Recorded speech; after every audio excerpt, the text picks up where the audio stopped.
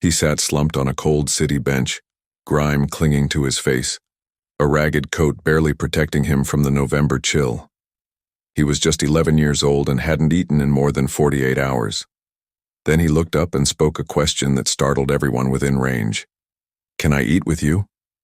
He asked it of a stranger at the next table, a man dressed in an expensive suit, whose name meant nothing to Eli Carter in that moment.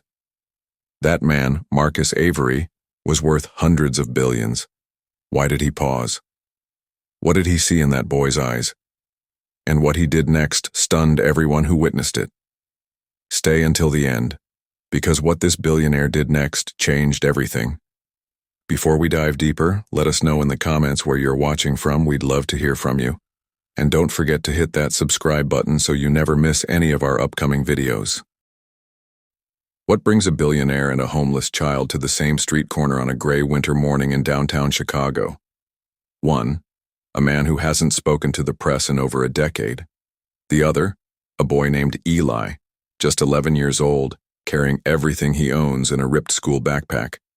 Eli had been living alone, sleeping in parking garages, begging outside diners, watching strangers eat while pretending not to be hungry. Marcus Avery, the billionaire in question, wasn't known for compassion.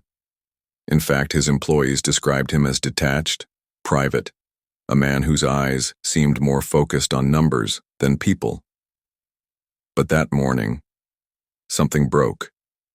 Something shifted. Why did Marcus Avery stop? What did he see in Eli that no one else had noticed? What followed stunned not only the public, but those closest to both of them. What was he hiding? Why did he cry in court? Who was watching from the shadows? Eli Carter was just 9 when the system lost track of him. His mother, Rachel, had dropped him off outside a shelter on a rainy afternoon in Des Moines. She told him she'd be back in a few hours. That was 2 years ago. No one's seen her since. There were no police alerts, no amber warnings, just a scribbled name on a clipboard and then silence. Eli waited for weeks. The shelter moved him along. The foster system gave up after a clerical error, and somewhere between group homes and intake files he simply disappeared. By 10, Eli had learned which convenience stores threw out food late at night and which dumpsters were safe to crawl into when snow began to fall. He was bright, observant. He listened to people more than he spoke. The photo he carried, a grainy print of his mother holding him as a newborn, was kept in a plastic sandwich bag tucked into the lining of his backpack.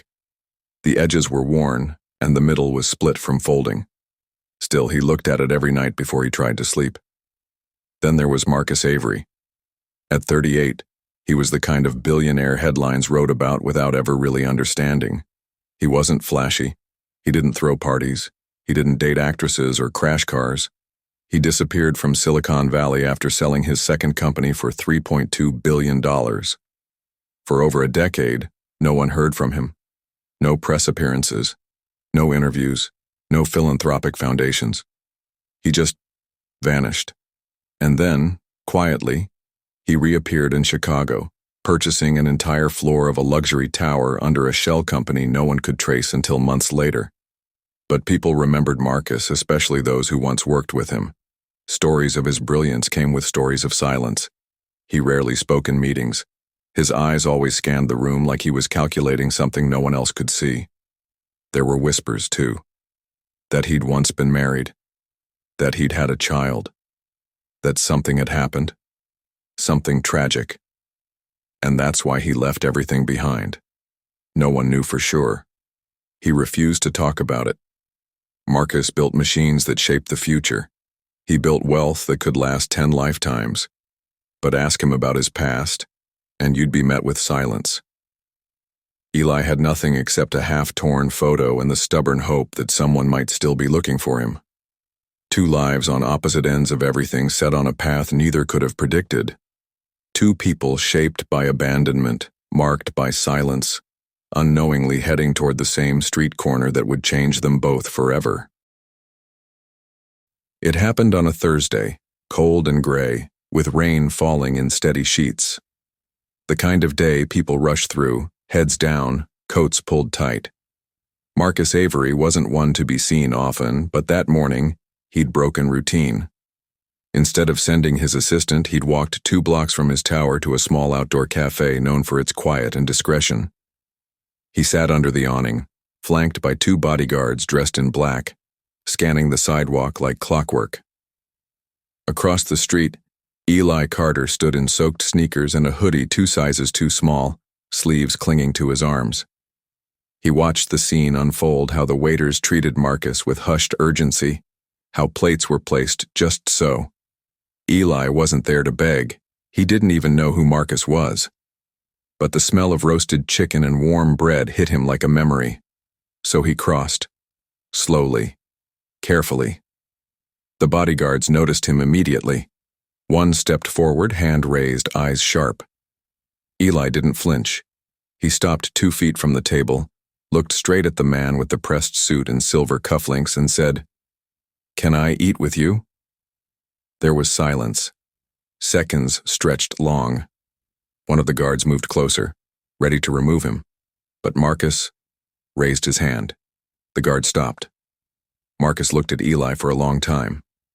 Not annoyed, not curious. Something else. And then, with a slow nod, he gestured to the empty seat across from him.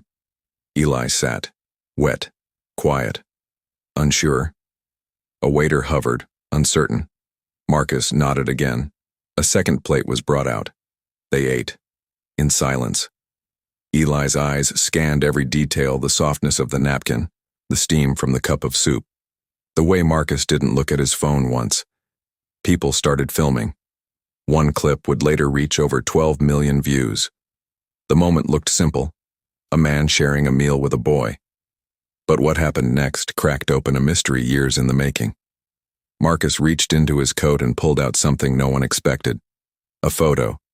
Faded at the edges, kept in a laminated sleeve. It was a picture of a woman holding a newborn in a hospital room. The woman was smiling. The baby, barely a few hours old, was swaddled in a blue blanket. Eli saw it. His hand trembled. He pulled his own version of the photo from his backpack. The same picture, except his was torn down the middle. What followed would baffle reporters, investigators, and even those closest to Marcus Avery. Because that moment, 2 copies of the same photo, in the hands of 2 people who had never met, was just the beginning. That lunch changed everything, but what neither of them knew was that someone else had been watching. By Friday morning, the story had gone viral. "Billionaire dines with homeless boy" was the headline on every major outlet. Footage of Eli and Marcus sitting across from each other, sharing a silent meal, aired on morning news shows, talk shows, and late-night commentary. Speculation ignited. Who was the boy? Why had Marcus, one of the most private men in the country, let him sit? Reporters camped outside Marcus Avery's building. PR teams issued no statements. Marcus refused all interviews. By Saturday, Eli had vanished. There was no note. No one saw him leave. The last known footage of him was blurry security tape from a gas station 3 blocks from the cafe, around 9:42 p.m. that Friday night. He bought nothing. He said nothing. He simply walked into frame and never came out. Marcus checked himself into a private psychiatric facility the next morning. No explanation, no press release, just a signature and silence. He hadn't done that in 15 years, not since his unexplained departure from public life after selling his tech firm.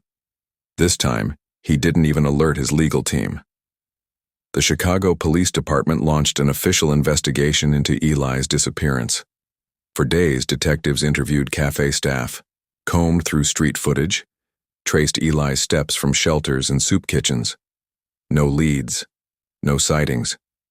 Whispers spread. Was Eli kidnapped? Did Marcus know more than he let on? And why did he carry the same exact photo, one that Eli had been holding on to since the age of 9? The woman in the picture became the focal point. Police ran facial recognition. Nothing. Then a woman stepped forward claiming to be Eli's aunt. She said Eli's mother was her sister and that she'd been looking for him for over a year. Her story sounded plausible. But the DNA test came back negative. No match. She disappeared before she could be questioned again. And then, the phone call. Marcus received it the night before he checked into the facility. Untraceable. 1 minute and 43 seconds long. What was said during that call has never been made public, but sources close to the investigation confirmed this. After hanging up, Marcus collapsed. Police searched his penthouse and found no sign of Eli, no evidence of wrongdoing. But they did find something strange. 3 versions of that same photo stored in a fireproof safe. One dated 13 years earlier. Still, no sign of the boy. No proof of connection. And then, a letter arrived. Handwritten, no return address. Mailed to the 4th Precinct handling the case. Just one sentence neatly printed on white paper. He's not missing. He's finally home.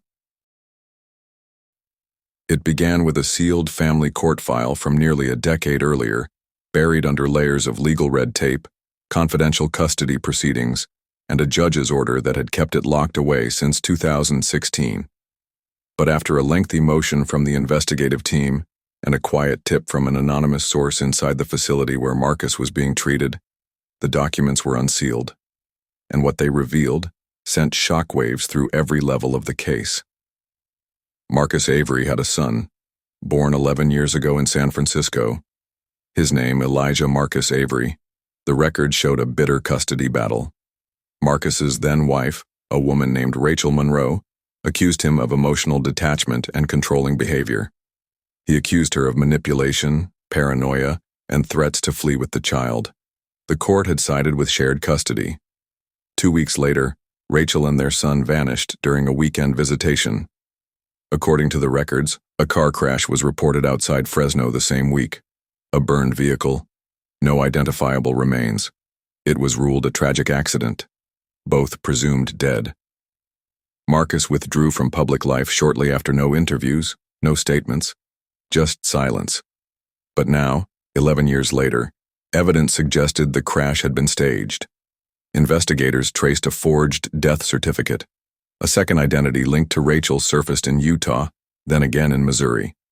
At some point, perhaps gripped by fear, guilt, or desperation, she abandoned Eli. He ended up in the foster system under a false name. The paperwork was a mess, misspellings, misfiled forms. No one ever connected him to Marcus Avery. And so Eli slipped through the cracks. Marcus hadn't recognized him at first. The years, the neglect, the trauma, it had changed the boy's face. But the photo, the one Eli pulled from his backpack, it was the same photo Marcus had kept in his wallet since the day his son was born. The shock was immediate. Private sources say Marcus went days without speaking. Doctors described him as emotionally frozen until the night Eli was found again. Yes, found. He'd been picked up by a family services worker who recognized him from the news coverage, taken into protective custody until legal verification could be completed. And then, a meeting was arranged. Witnesses say Marcus didn't cry when he lost his company. He didn't cry when investors abandoned him or when the board forced him out of his own empire. He didn't cry when his fortune disappeared. But when Eli looked at him and said softly, "Dad?" he broke. 11 years of silence. One word. And the man who'd built billion-dollar machines, cracked impossible codes, and spent a lifetime controlling everything collapsed into tears in front of a boy who had only ever wanted one thing: someone to come back for him. The court order came quietly signed by a judge in a private session, without press, without cameras. Marcus Avery became Eli's legal guardian in full, but this time, not as a man asserting control, as a father reclaiming the only thing that had ever truly mattered to him. Elijah Marcus Avery, his son, his blood. They released a statement through Marcus's foundation. The story was confirmed, yes. The boy in the cafe was Marcus's child. Yes, they had been separated for 11 years. Yes, they were reunited. But Eli's identity would remain shielded. No photos, no interviews, just a single line. Thank you to those who helped us find our way back. Eli was enrolled in a private academy under a different surname. Quietly, anonymously, But those close to him noticed something remarkable: a gift for numbers, equations, logic, puzzles, the same obsessions that made Marcus a billionaire in his 20s. Teachers said Eli was shy, polite, and brilliant. But the story didn't end there. Marcus poured himself into something new. He announced a $100 million fund, the Avery Shelter Initiative, to provide food, shelter, and legal advocacy for homeless and abandoned children. The launch was simple. No spotlight, just a press release and a line from Marcus. No child should feel invisible. Weeks later, while rearranging a few old belongings, Eli opened the back of the photo frame. Behind the image, the one he'd carried since he was 9, was a small folded piece of paper. A letter, in faded ink, written in the hand of someone he hadn't seen in nearly a decade. It read, "If you're reading this, it means I've failed you. But maybe the world hasn't. Maybe someone kind will find you, and if they do, let them in." Eli read it twice, then 3 times. He didn't cry. He didn't speak. He just quietly walked into the room where Marcus sat reading and held out the letter. Marcus didn't say anything either. He just took his son's hand. Because in the end, the woman who ran away had left a door open, and Eli, a boy who had known more hunger and heartbreak than most adults ever would, had still chosen to believe in something better. He had looked up and asked, "Can I eat with you?" And the man he asked, he was the one person who'd been searching for him all along. He did let someone in, and that man just happened to be his father. What would you have done if you were Marcus Avery? If a stranger, ragged, hungry, and alone, looked up at you and asked for a place at your table, would you have waved him away? Or would you have done what Marcus did and listened? Would you have recognized your own child if they'd been gone for 11 years? If time, pain, and poverty had changed their face, their voice, their presence, would your heart still know? Do you believe in fate? In the chance that 2 people, separated by a lie and nearly a decade of silence, could meet again on a rainy Thursday, at a cafe neither had ever visited before? And what would you have done if a homeless child asked to eat with you? That question is no longer hypothetical for Marcus, and it changed everything. If you thought this story was unbelievable, wait until you hear what happened in the case of a man who claimed to live for 20 years under someone else's identity. That story's next. Before we dive deeper, let us know in the comments where you're watching from. We'd love to hear from you. And don't forget to hit that subscribe button so you never miss any of our upcoming videos.